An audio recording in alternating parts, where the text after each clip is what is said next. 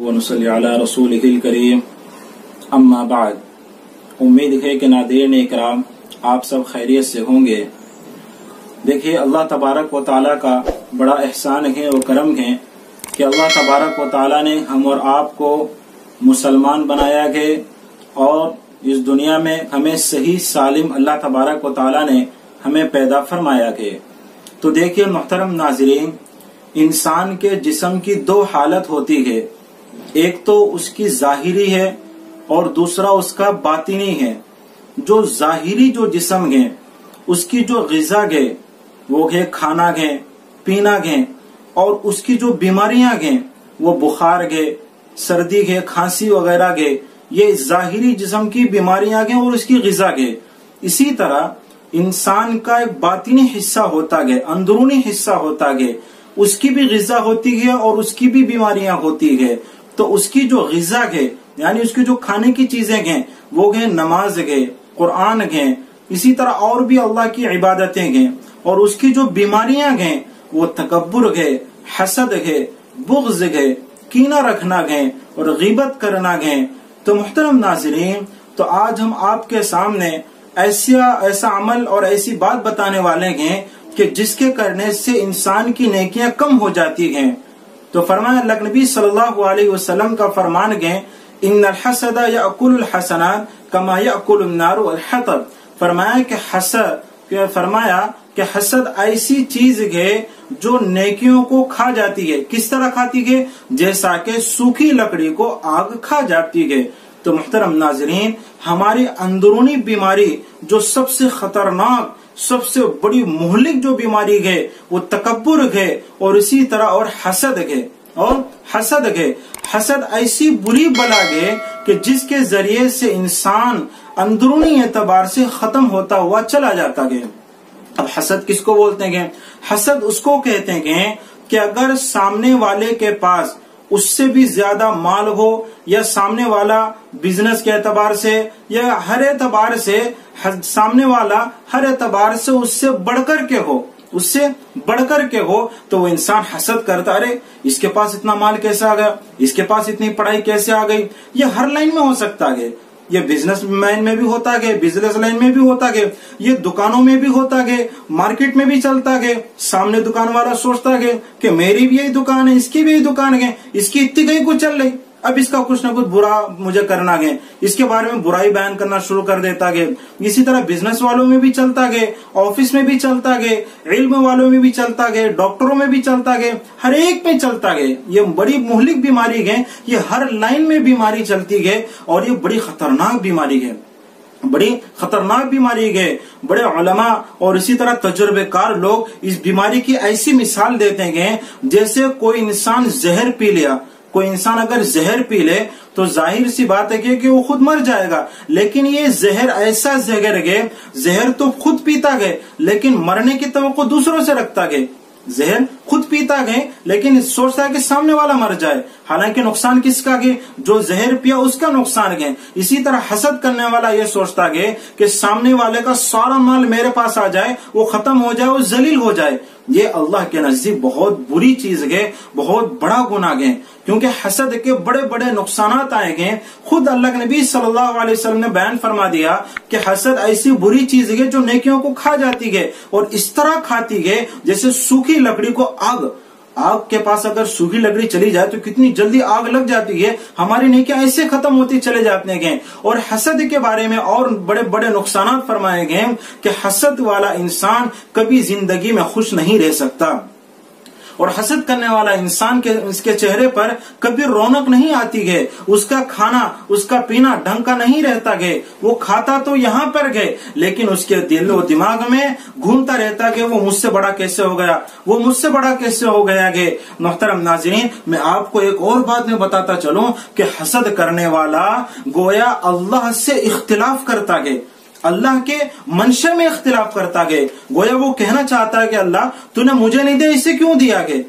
ظاہر سی بات ہے جو اللہ کے تقسیم میں اعتراض کرے، جو اللہ کی تقسیم میں اعراض کرے تو کہاں سے کامیاب ہو پائے گا؟ یہ اتنی بڑی بیماری ہے، گویا انسان کفر تک پہنچ جاتا ہے، یہ بہت خطرناک ہے۔ دیکھیے شیطان शैतान हालांकि फरिश्तों का सरदार था, जब अल्लाह तबारक व तआला ने हजरत आदम को सजदे का हुक्म दिया, हजरत आदम अलैहिस्सलाम को सजदे का हुक्म किया, तो शैतान ने क्या कहा था?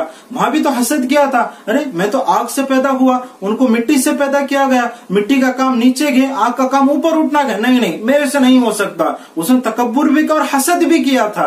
तो इस हसद के नहुसत से अल्लाह ने क़यामत तक के लिए उसको क्या कर दिया? मलऊन कर दिया और फरमा दिया इन्नहु लकुम अदुव्वुम मुबीन, है तुम्हारा खुला दुश्मन है। और इसी तरह मुहतरम नाज़रीन, हम बार बार सुनते हैं कि दुनिया में सबसे पहला जो मर्डर हुआ गए, सबसे पहला जो कत्ल हुआ गए, वो किसकी नहुसत है? वो हसद की नहुसत है।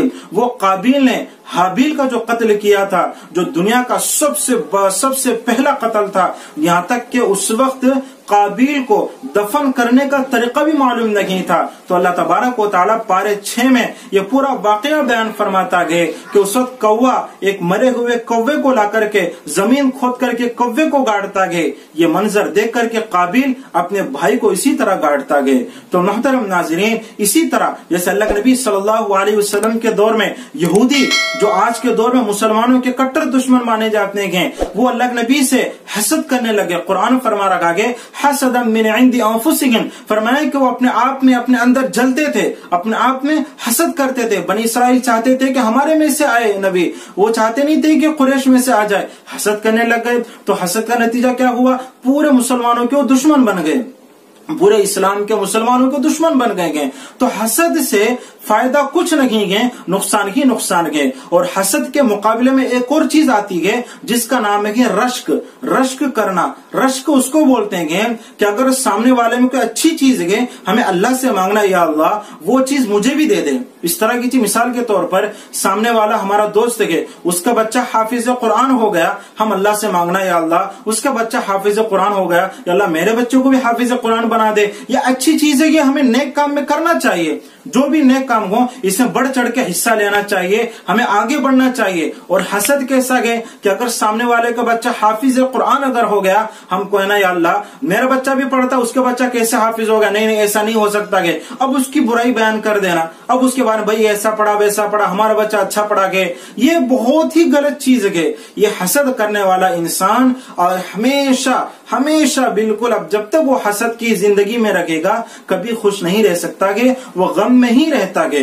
तो हमारे उलमा इकराम की तरफ से इसके बारे में इलाज बताया गया है कि जिस आदमी को हसद हो जाए, सबसे पहले जिसकी तरफ से हसद हो रखा है उस आदमी के पास जाए और उससे कहे कि भाई आप जो पैसा कमा रहे हैं, आपके पास जो इतना इल्म आया है वो कैसे आया है, उसका तरीका मालूम कर लें, उसका हल निकाल लें, उसका हल निकाल लें। वो बताएगा कि भाई मैंने मेहनत किया है, इससे ये चीज मुझे हासिल हुई, तो उसी मेहनत को हम भी लें और आगे बढ़ने की कोशिश करें, इससे हमारा भी फायदा है और दिल भी हमारा साफ रहेगा। और अगर हम उससे कुछ नहीं पूछ रहे, यहाँ बैठ करके हम क्या है उसके बारे में बुरा कह रहे हैं, गाली दे रहे हैं और अपने अंदर जल रखेंगे, ऐसी चीज है जैसे नेकियां जैसी खा जाती है, जैसे सूखी लकड़ी को आग खा जाती है, तो इसी तरह जो आदमी हसद करता है उसके अंदर के पार्ट भी जल जाते हैं, उसके अंदर के पार्ट खत्म हो जाते हैं। तो नतीजा रिजल्ट क्या आता है? वो इंसान डिप्रेशन का शिकार हो जाता है, उसको बीपी आ जाती है, शुगर बढ़ जाता है, थायराइड आ जाता है, क्योंकि जहन में सुकून नहीं है,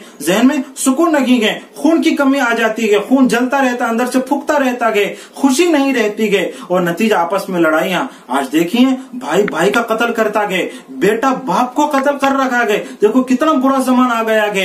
एक भाई के पास पैसा ज्यादा है, एक भाई के पास रहने के लिए मकान भी नहीं है, लेकिन हसद है।